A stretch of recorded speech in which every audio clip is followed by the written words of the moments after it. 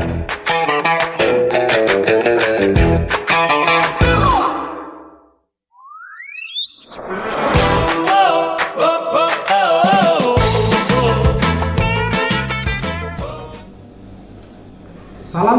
warahmatullahi wabarakatuh. Perkenalkan, saya Harlius Agustian Eskom MCS, dosen tetap program studi Informatika Teknologi Dirgantara Adi Sucipto, Yogyakarta.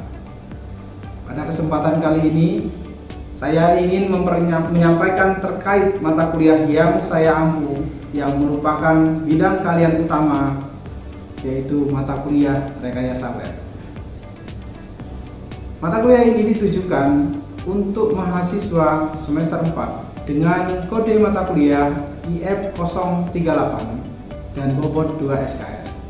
Mata kuliah ini memiliki syarat wajib mahasiswa telah lulus mata kuliah pemrograman dasar pada semester sebelumnya. Mata kuliah ini diselenggarakan dalam 16 kali pertemuan tatap muka yang terdiri dari 14 kali pertemuan penyampaian materi secara tatap muka di kelas, serta 2 kali pelaksanaan ujian tengah semester dan ujian akhir semester. Mata kuliah ini juga membekali pemahaman konsep serta keterampilan praktis pengembangan aplikasi web berteknologi modern, mulai dari analisis kebutuhan, perancangan antarmuka, hingga penerapan menggunakan HTML5, CSS3, JavaScript, PHP, MySQL, serta framework Laravel dengan arsitektur MVC. Selain itu dibahas pula pengembangan REST API, pengelolaan kode sumber melalui Git dan GitHub, serta tahapan penerapan aplikasi ke server hosting. Dengan menggunakan pendekatan project based learning, mahasiswa akan dilatih menyelesaikan seluruh tahapan dari analisis, perancangan, pembuatan, pengujian, hingga mempresentasikan hasil dari aplikasi yang dibuat sesuai dengan fungsionalitas yang dibutuhkan. Kemudahan pengguna sesuai dengan perkembangan teknologi terkini. Pada akhir perkuliahan, mahasiswa juga akan dibekali teknik mempublikasikan situs web, di mana akan dapat diakses dari mana saja, sehingga nanti bisa digunakan sebagai portofolio. Selain itu juga, seluruh hasil karya ini akan tersimpan rapi di GitHub dan menjadi portofolio juga yang sangat berharga bagi mahasiswa saat melamar pekerjaan nantinya. Adapun keterkaitan dengan capaian pembelajaran lulusan atau CPL program studi, mata kuliah ini merujuk pada CPL 07, CPL 08, 09, CPL 10, dan CPL 11. Seluruhnya telah tertuang dalam dokumen RPS yang sah serta telah divalidasi secara resmi oleh Ketua Program Studi dan Koordinator Rumpun Ilmu. Secara rinci, capaian pembelajaran mata kuliah yang diharapkan adalah CPMK 081 mampu menguasai konsep teoritis bidang ilmu komputer untuk mendesain aplikasi teknologi multi platform, tentu saja yang relevan dengan kebutuhan industri dan masyarakat. CPMK 091 mampu menganalisis dan mendesain kebutuhan komputasi dengan tepat. CPMK 092 mampu mengimplementasikan kebutuhan komputasi secara sistematis. CPMK 101 mampu menganalisis dan merancang antarmuka pengguna serta aplikasi interaktif dengan mempertimbangkan kebutuhan penggunanya dan tentu saja perkembangan ilmu pengetahuan saat itu. Mampu mewujudkan rancangan menjadi antarmuka dan aplikasi interaktif, CPMK 102. Serta terakhir CPMK 111 mampu mendesain solusi berbasis komputasi multiplatform yang memenuhi kebutuhan sistem pada suatu organisasi. 3 komponen utama dalam proses pembelajaran ini adalah menyampaikan materi, interaksi, dan penilaian atau evaluasi. Pada tahap penyampaian materi, saya menyajikan materi lengkap beserta dokumen RPS, presentasi, PPT, dan lainnya yang tentu saja dapat diunduh langsung oleh mahasiswa melalui sistem LMS Elena di ITD Adi Sucipto ini. Penyampaian diperkaya dengan presentasi interaktif cara tatap muka, serta didukung media pembelajaran berupa video dan kuis interaktif yang juga dapat diakses melalui LMS. Kemudian, pada aspek interaksi, terjalin komunikasi dua arah antara dosen dan mahasiswa, meliputi diskusi, tanya jawab, kerjasama kelompok. Sedangkan sistem penilaian yang diterapkan terdiri dari beberapa hal, yaitu penilaian proses atau asesmennya, meliputi kuis tugas harian, tugas proyek individu, di mana proyek individu nanti bisa berkelompok, juga itu tugasnya akan berkelanjutan sehingga bisa menjadi proyek utama dalam mata kuliah ini sesuai dengan pedoman RPS yang telah dibuat. Dan penilaian akhir berupa ujian tengah semester dan ujian akhir semester. Secara keseluruhan, inti dari seluruh proses pembelajaran ini sepenuhnya menggunakan pendekatan project based learning yang didukung dengan metode interaktif dan demonstrasi, praktik mandiri, presentasi, kolaborasi mahasiswa, dan apresiasi terhadap gagasan kreatif mahasiswa dalam menyelesaikan proyek ini. Seluruh materi juga didukung dengan beberapa buku-buku referensi dan pemuatan software yang baru, agar mahasiswa senantiasa selaras dengan perkembangan ilmu pengetahuan dan teknologi sekarang. Baik, sebagai gambaran proses pembelajaran di dalam kelas, berikut adalah cuplikan kegiatan pada pertemuan ke-7, yaitu dengan materi implementasi fitur CRUD, yaitu Create, Read, Update, dan Delete menggunakan framework Laravel. Mari kita simak bersama. Assalamualaikum warahmatullahi wabarakatuh. Waalaikumsalam warahmatullahi wabarakatuh. Selamat siang. Selamat siang. Nah, pada kesempatan kali ini, sebelum kita masuk ke materi tentang framework, saya persilakan untuk berdoa untuk percaya dan masing-masing. Kita mulai. Selesai. Oke, terima kasih. Presentasinya apakah sudah semua? Sudah. Ini ada beberapa yang belum hadir ya. Oke, kita lanjut untuk materi yang minggu ke-7 ini. Minggu ke-7 ini kita membahas tentang pemrograman framework ya. Di sini nanti ini adalah kelanjutan dari materi sebelumnya tentang CRD, yang pada pertemuan sebelumnya kita membahas tentang materi tentang MVC. Yang antara kalian masih ada ingat tentang MVC? Apa itu MVC? Untuk MVC itu model, view, dan controller. Kalau model itu bagian database, view itu untuk tampilan visual untuk user, dan controller itu penghubung antara input user ke database. Terima kasih. Untuk MVC tadi sesuai dengan jawabannya, kita tentang model, view, sama controller ya. Model di sini terhubung dengan database, view dengan user interface-nya, dengan para player atau user, sedangkan controller untuk mengatur hubungan antara keduanya, model dan view. Dan ini akan kita terapkan pada metode CRUD-nya nanti. Apa yang kita perlukannya nanti? Konsep dari MVC ini adalah untuk membuat suatu sistem informasi. Salah contohnya adalah sistem pendataan siswa. Apa yang perlu kita buat berbeda dengan PHP nanti ya, PHP yang sebelumnya kita pelajari. Yang pertama ada database-nya. Yang kedua adalah koneksinya. Ya. Yang ketiga model, controller, sama view. Dan 1, 2, 3, 4, 5 ini harus sinkron. Ya. Frameworknya apa itu? Mau koordinator, Laravel, ataupun yang lainnya. Dari beberapa model ini kita harus paham bagaimana cara menyeting database-nya, koneksinya, modelnya, controllernya, dan view-nya.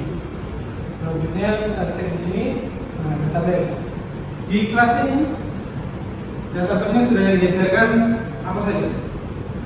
SQL, Postgre, Oracle, MongoDB, ada lagi? Apa? MariaDB. Apa yang harus kita setting selain isi database-nya, nama database-nya, port database-nya, nama tabelnya, lalu user name-nya, password-nya juga harus kita masukkan. Ini contoh salah satu tabel yang digunakan dalam database. Kita lanjut, setelah database tadi kita harus mengkonfigurasi koneksi dari database. Di sini masih ada yang lihat bagaimana cara konfigurasi koneksinya. Ada yang tahu? Ya. Oke, apa saja yang dikoneksikan di sini? Yang dikoneksikan itu ada database connection, Ya. database host, database port, database, kemudian username dan password. Passwordnya juga sama. Apakah semua komponen itu sama dengan yang ada di sini? Sama. Sama kan? Ini. Nah, komponen yang sama di sini ini adalah alternatif. Sedangkan ini ada konfigurasi yang ada di apa? Cuma memindahkan filenya saja. Kita lanjut ke masuk ke dalam tiga konsepnya, itu yang di sini. Model, view, dan portfolio. Kalau untuk membuat sistem informasi penambangan data tadi, kita butuh model. Apa yang kita buat? Di modelnya kita harus mendefinisikan namespace-nya, importnya, lalu kelas modelnya, selanjutnya ada konfigurasi model, sampai menjadi class assessment security-nya. Ini contoh kodenya ya. Ini kalau kita buka, kita terapkan di dalam sistem, kita langsung dicoba ya. Artinya kita melihat script-nya. Ini dilakukan pada fungsi apt model ya. Ini model yang kita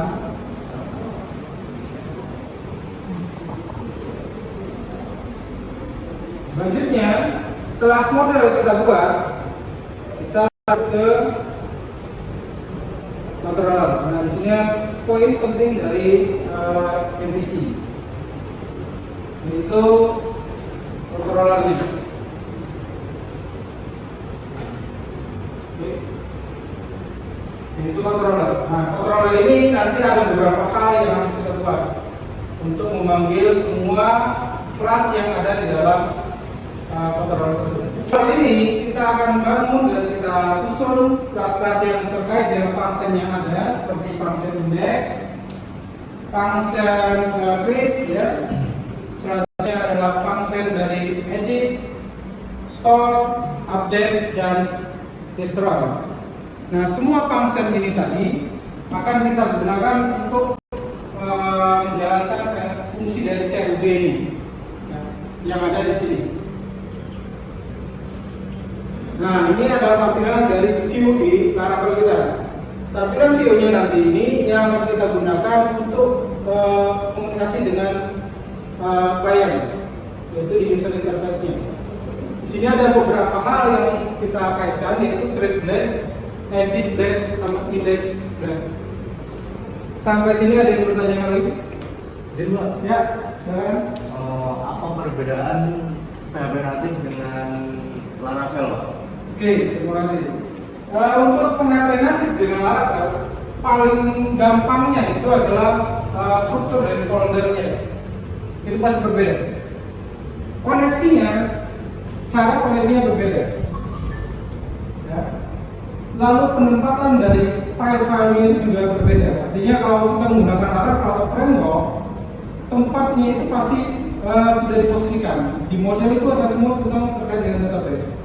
Sedangkan di dalam PHP natif dia terkumpul dalam satu halaman saja atau dalam satu folder saja.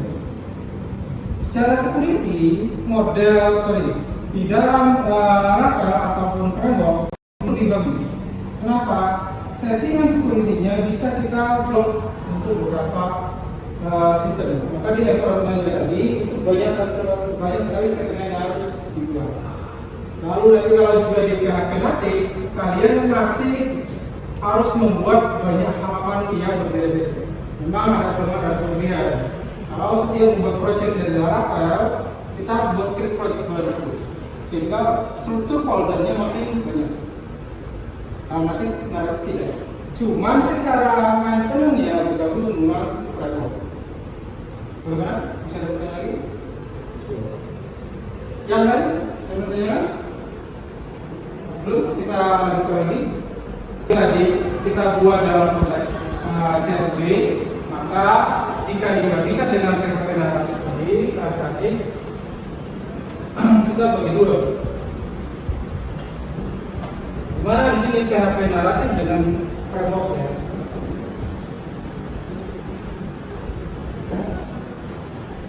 Sini kita pakai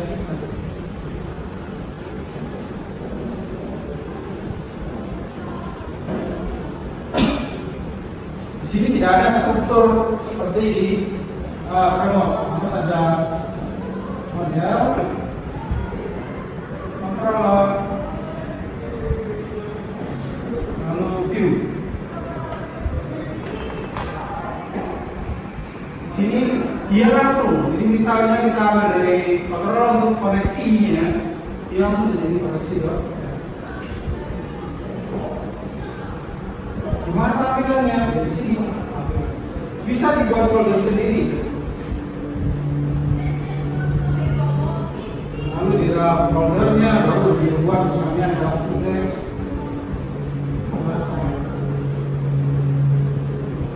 Sedangkan di sini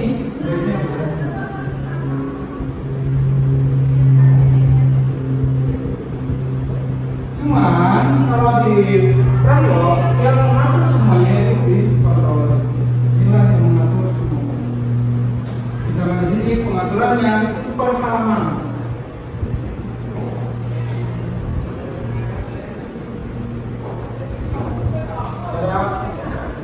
Jadi yang bagus yang mana? Tinggal kalian kan ini di dunia kerja. Dunia kerja permintaannya adalah framework, jadi harus memang harus belajar kan. Jadi asas untuk CMD-nya pada minggu sebelumnya kalian sudah membuat tugas tentang PHP dengan CMD. Dan minggu ini ada tugas yang harus kalian kerjakan juga. Yang kemarin PHP tentang proses pembuatan sistem informasi tentang penggunaan data, rubahlah itu menjadi menggunakan framework dari Laravel dengan beberapa ketentuan. Ketentuannya apa saja? Pertama adalah minimal harus ada satu tabel yang digunakan.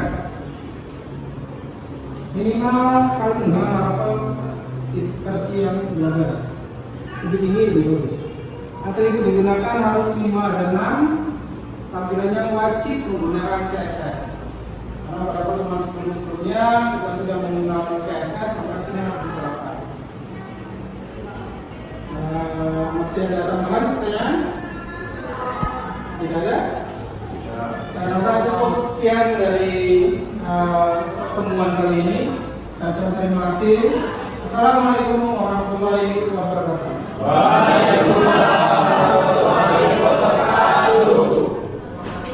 Sekian video rekaman proses pembelajaran untuk mata kuliah rekayasa web pada program studi informatika ITDA Yogyakarta. Video ini digunakan sebagai salah satu syarat penyusunan dokumen pernyataan diri dosen dalam unjuk kerja tridharma perguruan tinggi. Semoga dengan adanya video ini bisa menjadi pertimbangan yang baik dalam proses penilaian sertifikasi dosen gelombang 1 tahun 2026. Akhir kata saya ucapkan terima kasih. Wassalamualaikum warahmatullahi wabarakatuh.